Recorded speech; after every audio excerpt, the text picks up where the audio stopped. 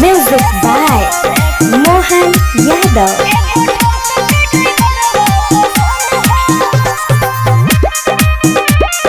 Magahi recording studio Pawapuri.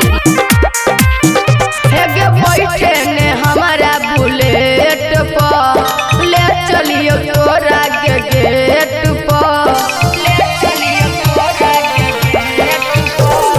बैठे ने हमारा बुलेट पर ले चलियो तोरा के गेट पर केहू जदी बोली तमारी देह बोली एगो हाथवा में रखले हा गनवा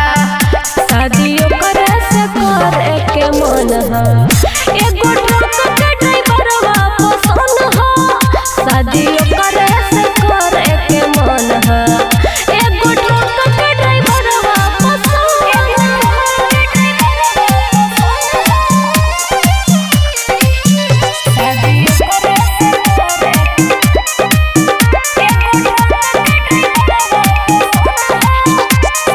कान खोल के सुन लगे छौनी तू गोरी मन से न माना मिट कर ले बबल जोरी मन से न माना मिट कर ले बबल जोरी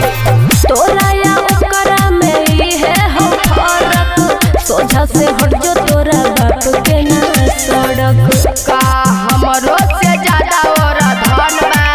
शादियों करे